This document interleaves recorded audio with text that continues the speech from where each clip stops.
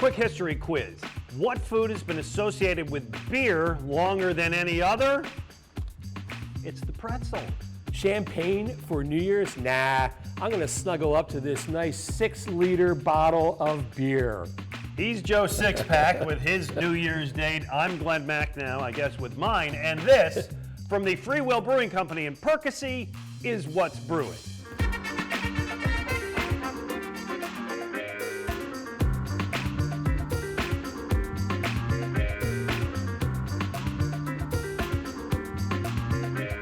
What's Brewing? Brought to you in part by Monco Makers, powered by the Valley Forge Tourism Board. Download the app.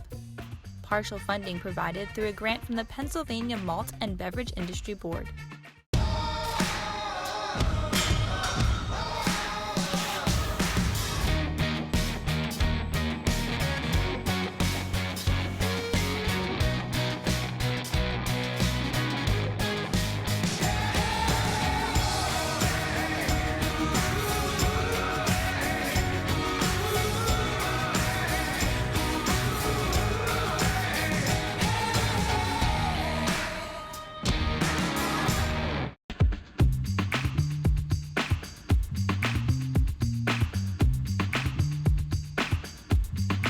Hey, welcome to What's Brewing. He's Joe Sixpack. I'm Glen now, wishing everybody happy holidays, Merry Christmas, and hope that your season is good. We're at the Will Brewing Company in Percy, a great place where I'm enjoying a nice IPA, and later we're going to have some really good barrel-aged beers. Right, big specialty here at Will. But the way we always start the show, Joe Sixpack, is with our beer exchange, and we had an idea today to basically talk about beers that you can't get at home, but you have friends who come in. And I thought of this because I have a friend who always goes down to Maryland, and he brings me beers all the time from Maryland that I can't get.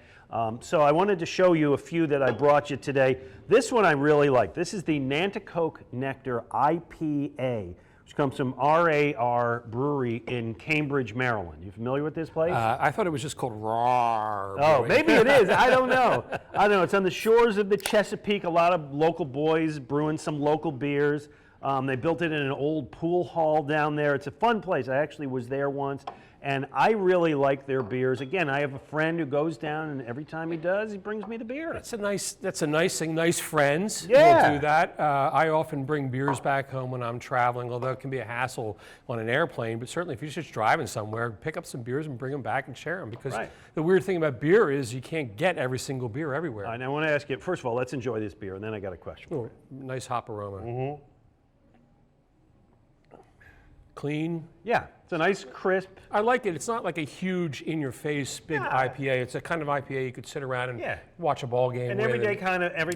By the way, I like this that. place is a real Baltimore Orioles place. Oh, I they guess do so, yeah. Watch ball games, most of which they lose down there. Yeah, of course. So they have that one. I also have this one, which is the Manor Hill IPA from down in Delaware. No, Ellicott City, Maryland, which is a nice one. Yep. And from I end up down in Delaware a lot, of course, because of my radio work. This is the Hammerhead IPA from Delaware. Some good beer. Look, we know Dogfish had in Delaware. Yeah, that's the but some famous other one. good They're beers. everywhere, but it's nice. I mean, going and traveling and touring and then finding the local beer is just part of the whole nature of travel. So, all right. So what'd you bring me? All right. So I've got something from New England, which is. Frankly, I think this, like New England, people go up to New England and they just, there's all these great IPAs up there that everybody's talking about. Some of them are starting to come down into the Pennsylvania, Delaware, New Jersey area. But I think Treehouse is still, it might actually be coming down, but the first time I ever tasted Treehouse was my good friend Bob Benash, who's a great beer guy. When he comes out to our show every once in a while, he's brought them down to me. This is Bright, great name, which is a double IPA from Treehouse. And they're up in, what is it, Massachusetts? They are in Massachusetts, yeah. I have a friend, I'm going to give proper, my neighbor Sean McCardle moved up to Vermont. Every time he comes down, he brings me The Alchemist. Nice. That's nice. Right, yeah. and that's good stuff. So I have a question for you as we try this great can. Yeah. 1968 all over again. Yeah, really. Lots of like Peter Max. It's a hallucinogenic beer, this beer? Now this has that big, really fruity aroma that I love this. get used to from New England. I love my New England IPAs, the hazy, citrusy, orangey. I love this beer. To me, that style of beer... This is a double IPA? It is a double IPA. It's 7.8% alcohol.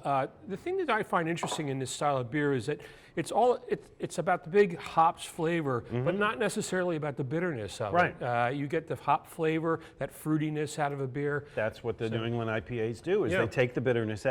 All right, I have to discuss this with Joe Sixpack, noted legal authority, okay?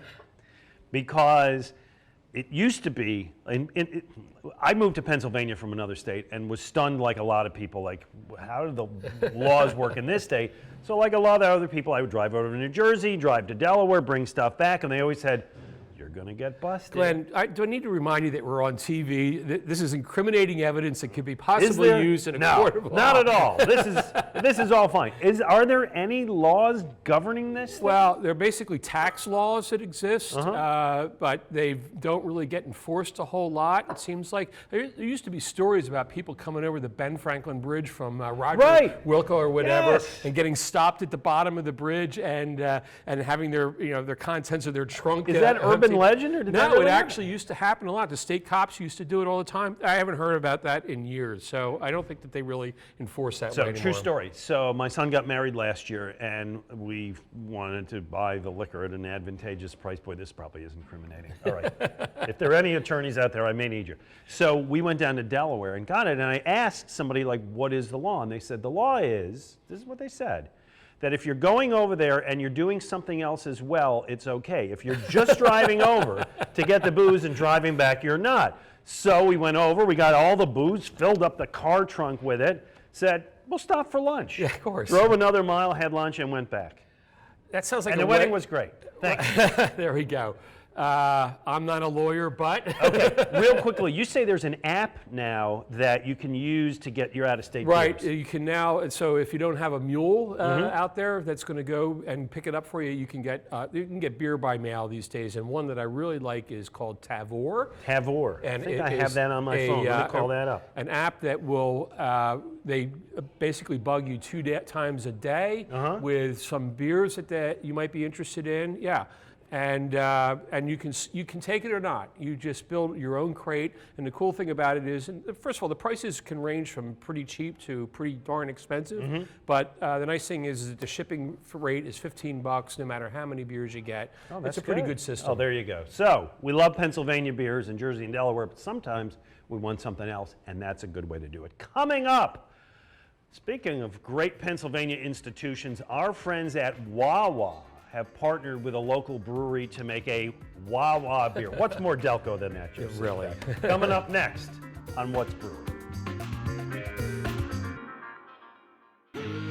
Why walk when you can fly?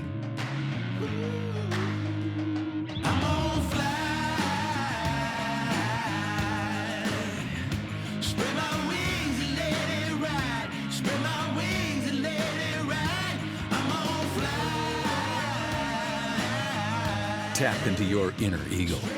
Yingling Traditional Lager. Spread your wings.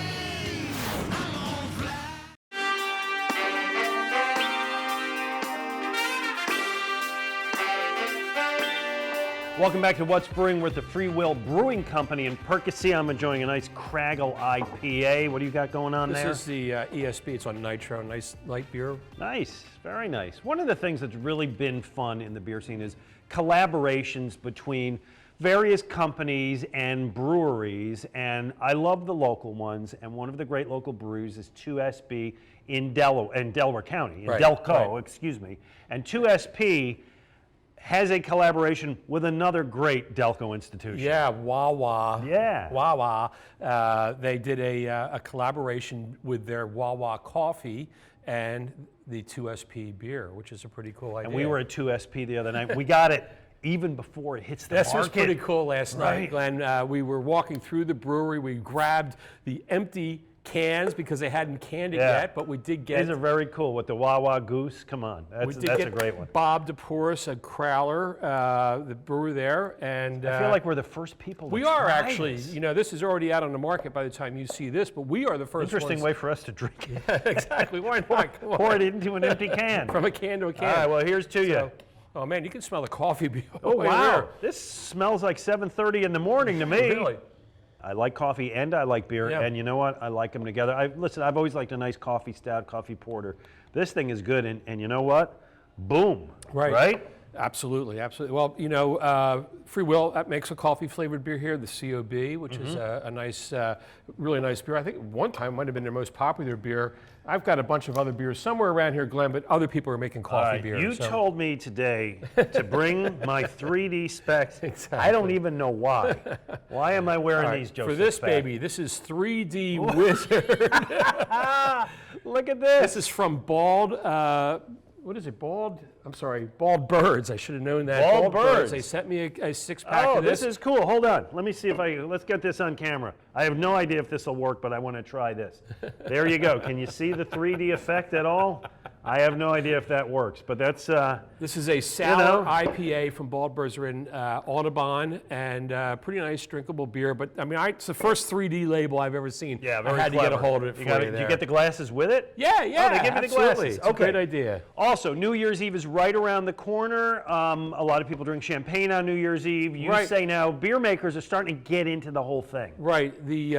Well, first of all, beer now comes in corked bottles. You can find plenty of that, and there's we have a few of them here from. Well, I'm not sure if the case. There we go. Back here. Sorry, guys. This is a corked bottle here. That's a big. This is the Creek Nouveau. That's a good one. You saw the bottle that I opened the show with. Yeah. A 6-liter Methuselah. Yeah. So corks are great for for you parties. And this is 6-pack on New Year's Eve. That one is it going to be enough? Maybe we'll have one other. Okay. You know, we'll see. But there are champagne-style beers out there these days, and this is one of them. It's a new style of beer that's come up, and that is the IPA.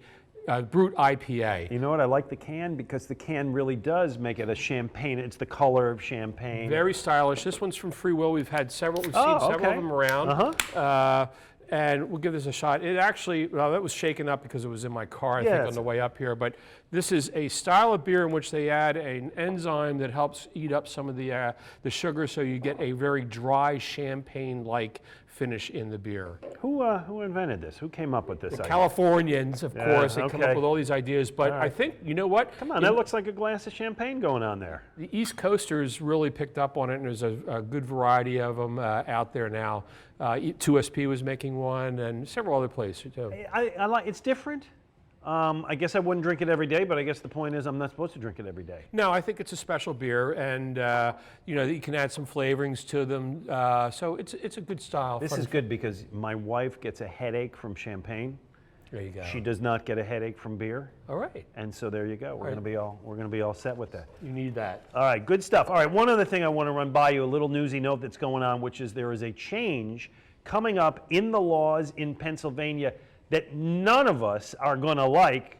Those of us involved with breweries, as I am with Conshohocken Brewing Company, are not going to like it, nor are customers. Yeah, well, here's the thing. They are now going to charge, at least this is the plan, unless something happens between now and next summer. The plan is that the state wants to force breweries that have tap rooms to start collecting a sales tax on the beer that's served. I'm opposed. Well, bars have taxes on them, and the thinking here is that the breweries should have to collect them as well. But you're talking, basically, 7% tax, I think that is, on a $6 pint, so it's an extra 40-some cents on the beer. It's going to go to the state, and, who knows where it goes from there. Yeah, well, I know where it comes out of, which is all of our pockets, and I'm not in favor of that at all. All right, anyway, good stuff, some great champagne-style beers for New Year's Eve. You enjoy, as they say, enjoy responsibly. Coming up, these pretzels are making me thirsty.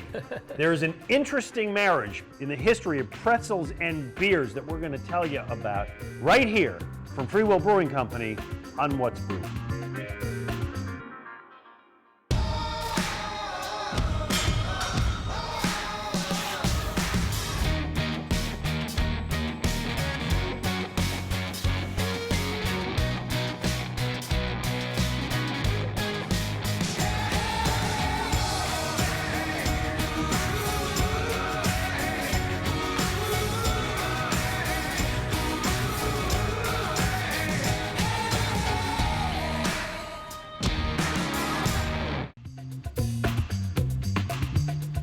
Welcome back to What's Brewing. We're at the Free Will Brewing Company in Percy, where Joe Sixpack has consumed so much beer he forgot what he wanted to say last time. What? 6%, not 7% tax on that's coming up in Pennsylvania. That feels much less painless, much less painful. tell you.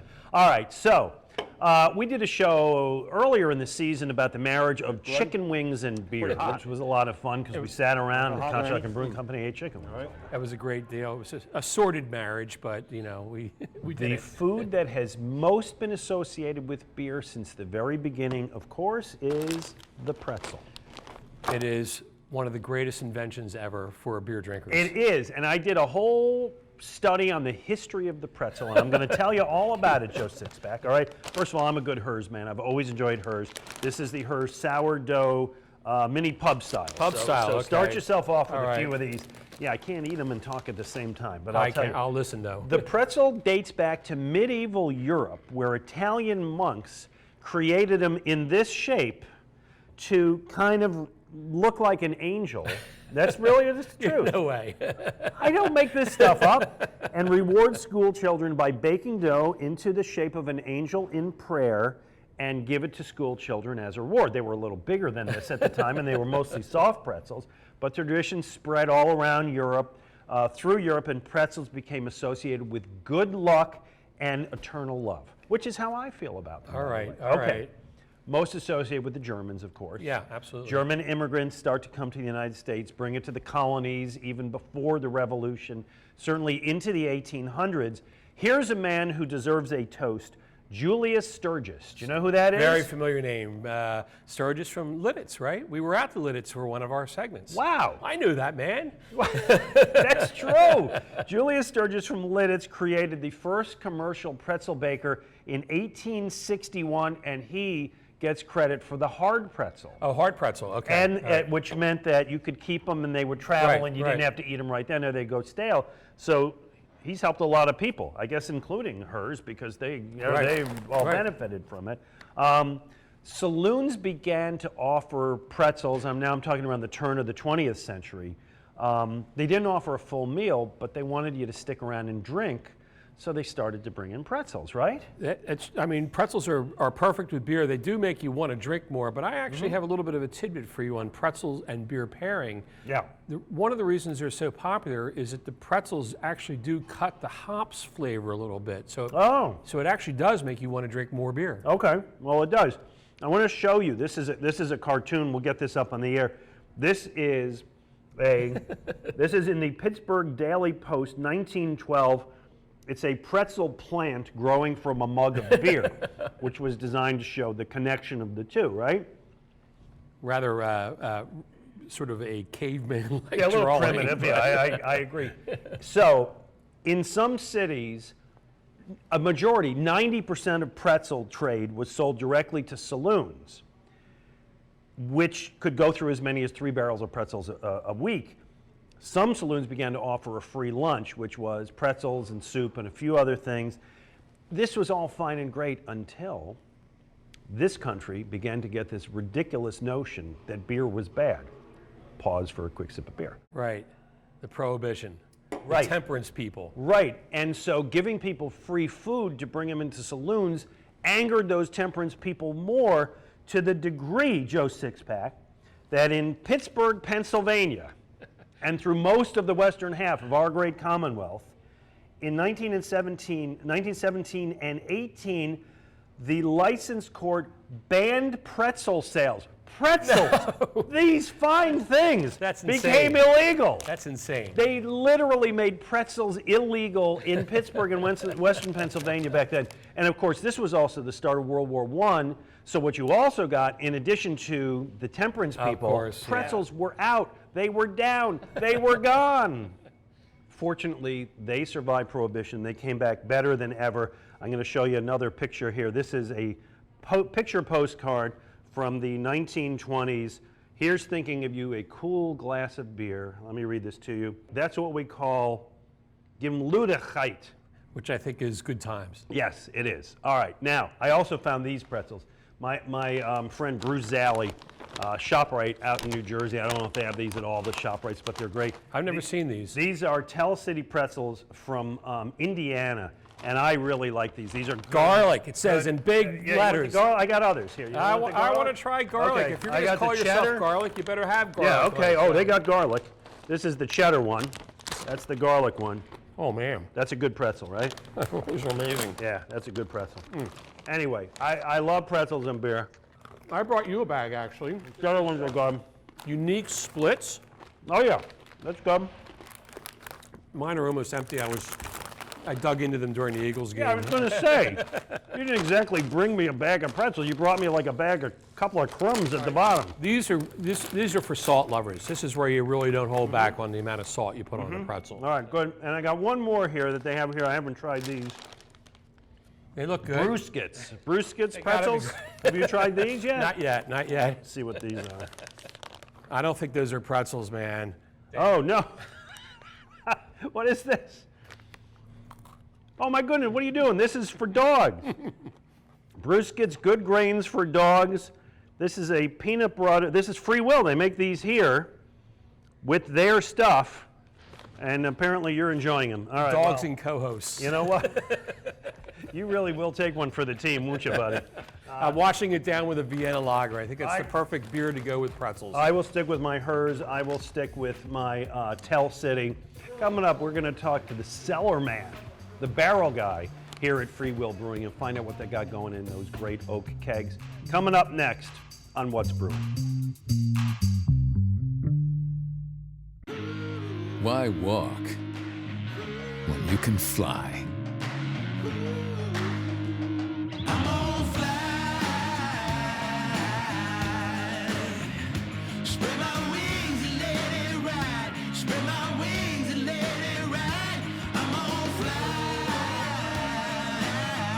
Tap into your inner eagle. Yingling Traditional Lager. Spread your wings.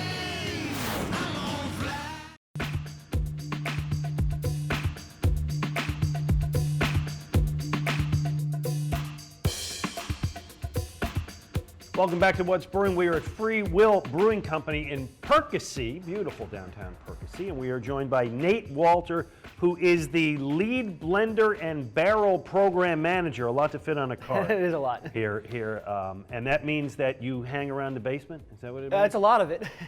Yeah, I take care and pay attention to all the barrels and oversee what gets blended for these beers. And a lot of barrels it is. How many do you have down there? Give or take 400. 400. So that's got to be pretty much the biggest barrel program, at least in this part of the state and the country. I would maybe. think so, but I'm not sure. In this area, for sure. Yeah. And how did you get into that, becoming a barrel man? It kind of always interested me. Homebrew, I was interested in the barrel aging and the sour beers, and that just kind of led to this. So we have sour beer. Glenn, I know it's your favorite style in the whole world. Listen, I love their beers here, right? Free Will is terrific, but you're going to try to make me drink something I just know I'm not going to like. What is this? All right, you got to give it a chance. Tell us about this beer here. First thing, you got to have an open mind. Always. Okay, so this is I'm not known gonna taste, for that. This is not going to taste like you expect beer to taste. This is our plum spontaneous beer. Spontaneous means that it was only fermented with wild yeast and bacteria that we captured from the air. We put the beer outside overnight in an open tank, and whatever falls in the beer is what ferments it. Wait, so hold on. You make this beer in a dumpster in the back, and anything that falls from the sky, including out of birds and Yep, and there you go. With drunks and cigarette butts, there you go with the bad attitude. comes into this. It's the original way to make beer. I Glenn. can hardly wait. So there are certain ways to control it. But then this beer aged for a year, and then we added plums from Central Pennsylvania. So you're going to get some plum notes. There's going to be a tannic character from the plum skins, but it also does have an acidity. Think of it like a unsweetened lemonade. Maybe that level of acidity. So it's not something that has to be unpleasant. It's a very nice. It's just not what you think of beer to be. Semi-sour. All right. Well, here's to you, Nate. All right. It also has it's a beautiful pinkish color. It is. It's really nice to look at. My Wild Love, and it's available. You can get this out in the stores and so on. No, it's only at both of our locations. Okay, then you have to come to Yes, Percy. we do have it at both of our locations. And your Ferguson place, or Peddler's Peddler's Village. Yep. Village. I'll let you know if it's worth a drive in a second.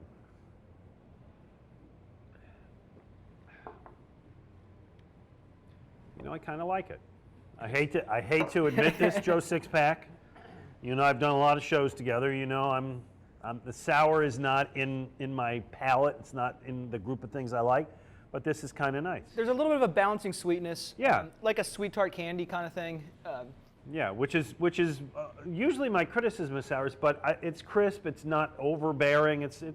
I like it. We're going to try another one too, but what are you aiming for? Because you're blending these, so what is it that you're looking for in a blended beer? To a certain extent, we're looking to get a reasonable volume.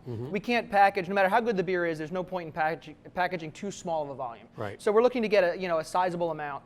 And then from there, we'll kind of say it needs more acidity, it needs more oak, it needs more malt character, it needs more dark fruit, and then we'll pull from different barrels to add that complexity into it. But that's all based on your own palate, right? Pretty much. And I rely on other people who work here, other brewers, and John. We kind of get together. If I get stuck sometime, I'll pull a bunch of people in and say, hey, what can we do to this? It needs something, but I'm struggling. I need to find something else. That sounds like a pretty daunting task, actually. Yeah, and I have a good idea of what almost every barrel tastes like downstairs, or at least what every group tastes like. So I know if I need to add some malt sweetness, I know where I can pull that from. I'm going to back you up a little bit. And for people who are watching us and don't really understand the whole concept of barreling and so on, just kind of lay out, how is this different from what we're normally getting? Okay, the oak in the barrels allows some oxygen ingress, and that oxygen encourages the growth of certain bacteria or wild yeast, and that's where more of those extreme flavor profiles come from. God, you could teach ninth grade science. Maybe.